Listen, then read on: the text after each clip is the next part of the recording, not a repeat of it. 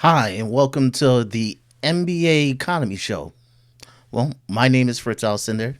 You may know me as the model of the Nick on Time show and some of the behind the scenes work there. I wanted to start a channel about the NBA economy.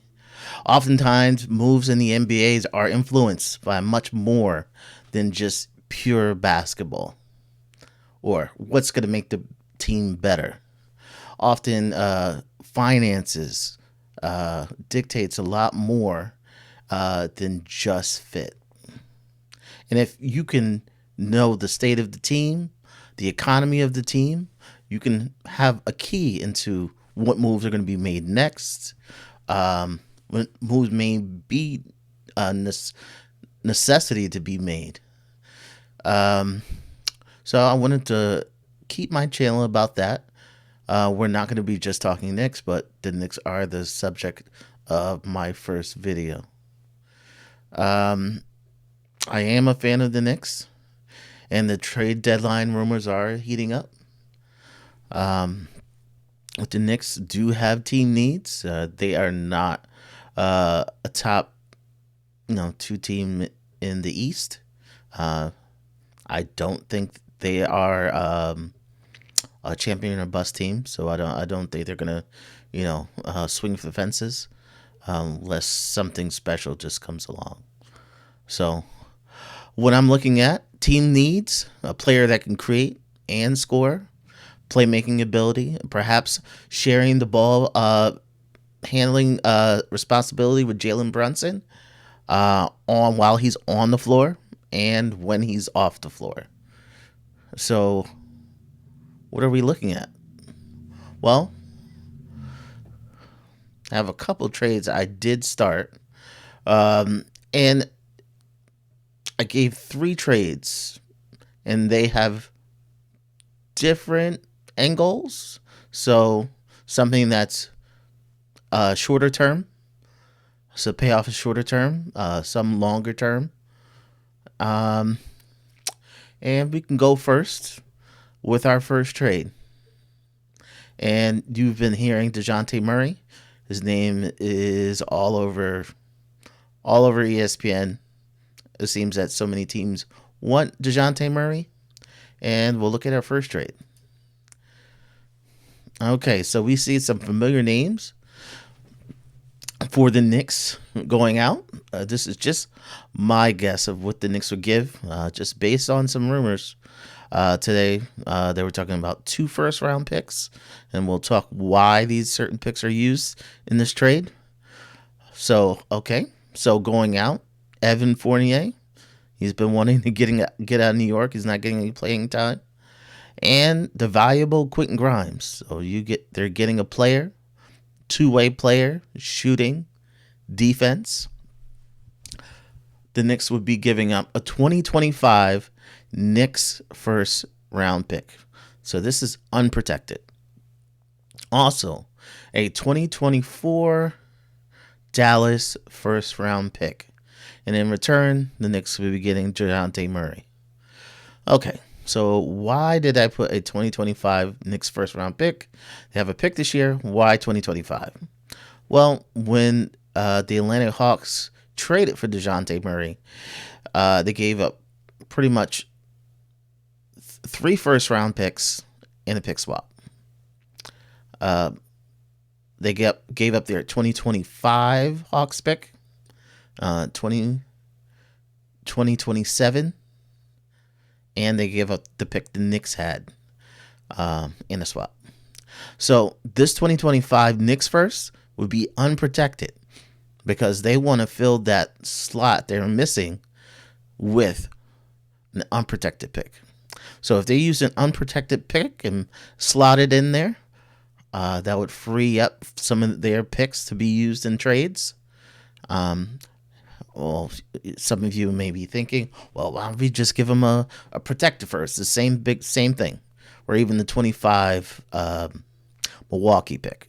So if they use a Milwaukee pick, which is protected, they can't, using with the Stepien rule, they can't trade it as if it is their own pick, because There's some factors, even though we probably will convey, probably doesn't count. So with the NBA, it has to be an unprotected pick to slot it in there to avoid the step-in rule. So what we would be giving them is that 25 in that slot and the Dallas first round pick. And the Dallas first round pick is around the same, probably would be picking around the same slot as the Knicks this year. But the Knicks would rather give Dallas up just in case the Knicks during the draft wanted to do something. Having our own pick makes it a little easier. So that's the first pick I had in there. I think other teams are going to have other things to offer besides the Knicks. The other teams are going to have other good offers, but that 2025 is key. Also, Quentin Grimes. Quentin Grimes, two-way player. Trae Young just hasn't been. He's had several complimentary players put next to him, and nothing has worked. So Grimes is a defender, something that they haven't had before. Someone can also shoot. They've had shooters, but it just hasn't worked. So perhaps putting a defender there, perhaps it'll work. Okay. So how about the second pick? And this, as I say, the timeline's a little different. So it's a less immediate, and we'll look at it. Okay, and it's going to be kind of like a two-parter. So it's Quentin Grimes, Ryan Arconacono, Detroit 2024 first protected, and a Knicks 2024 first round pick to Detroit for Jaden Ivey. Okay, so we know the Knicks had interest in Jaden Ivey during when he was drafted. Kind of went back and forth that night, and they were unable to get him. It's not just because of they wanted him then. Quentin Grimes just his fit on the Knicks is iffy. He's a good player, two-way player. But we need a scorer. And not only do we need a scorer, we need someone who's aggressive. And I think Jaden Ivey could be that person. He's not perfect. He's not a great shooter at this point. But I kind of believe in the Knicks development team. He's fast. Probably gives you some of the vibes of Emmanuel quickly early on. If the Knicks within a year or two can get him up to not maybe where he is, not where quickly was now, but to get him in that role where he's coming off the bench, where he's backing up point guard, where he's playing backup shooting guard, he can be valuable for the Knicks. It's not immediate. It's not something, hey, we're going for the championship now. But in a year or two, he could be a valuable piece in going for the championship. Why did I put in orange? 24 Detroit first. Since we're giving it back to Detroit, that's probably the best place we can put it. Now Detroit doesn't have a pick in the wind. A pick that if it doesn't convey, it keeps rolling over to the next year. So if we give it back to Detroit, they won't owe it to anybody. The good thing about that is it opens up their picks. And they can now do a big trade, and they can trade multiple picks and not violate the Stepien rule in the next few years. How would I follow that up? Well, if you brought in Jaden Ivey, you still have that backcourt glut. And I would send Malachi Flynn out, add a 2024 Utah second round pick, get Zion Williams. Zion Williams is nothing extra special. but he gives you length. Is someone who you can play off the bench um, with a second unit that wants to run. Okay, so there's 2 picks. And I have a third trade. Actually, not a third trade. I want to hear from you. So you can comment in the comments, or you can send me a trade on Twitter, Fritz Handles. So just some guidelines, just for things for you ESPN trade machine merchants, you Fanspo executives, things to think about the Knicks. Number one, expiring deals are not beneficial this summer. Usually, people throw in, hey, let's just throw an expiring deal. No harm, no foul. This year, it is a foul for the Knicks with expiring deals. They want to make a mega trade. You can't let those deals expiring, because then you don't have enough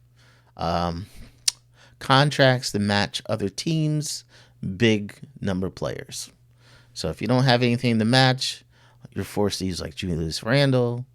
Used to use players you don't want to use just to match money. So this year, no. Expiring deals are not beneficial. So trading for, that great backup point guard is perfect, but they're expiring. Doesn't work. Okay. Number 2, players brought in must be easily movable. So you don't want to trade that Evan Fournier flexible expiring or 1-year contract for a player who's like 5 years, that other teams wouldn't quite take in a mega trade because they don't know what to do with this massive contract. So you want this player to be either very, very valuable, that they're easy to move, or it's a short contract, something that wouldn't intimidate another team. Number 3, Knicks want to stay under the tax. Right now, they're about $5 million under the tax, so you don't want to make a mega trade where it puts them over that number and starts the clock. You don't want that to happen. Okay. Number 4, recently traded deals can be traded. So Malachi Flynn, Precious Achiuwa, they can be used 1-for-1. Just in general, there's other special rules, but 1-for-1 they can be traded. So you can, just little special tricks you can do. You can trade 1-for-1, split up a trade, but 1-for-1 you can use those 2 contracts in these trades. And number 5, be mindful of rosters of both teams. So when you make a trade proposal, you don't want to do a trade 6 players for 1 player, and the other team, they have to cut 5 players to make it work. That doesn't work. So be mindful of the roster spots. Hey, they got 5 point guards now. That doesn't work for the team. So be mindful of rosters for both teams. So I really want to hear those trades. We can discuss them. We can talk about what's good trade, what's bad trade, how's the math, just mathing. Okay? All right. So that's all I just wanted to start today. This channel is not going to be just a Knicks channel. It's going to be all about the NBA, all about the NBA economy, all about all the teams, all the rumors. We're going to go over, what's in the news. Come back. Send me a DM on my Fritz handles. Let's leave me a comment. We'll discuss it. And just thank everybody for chiming in. And hopefully I see you next time. All right. Peace.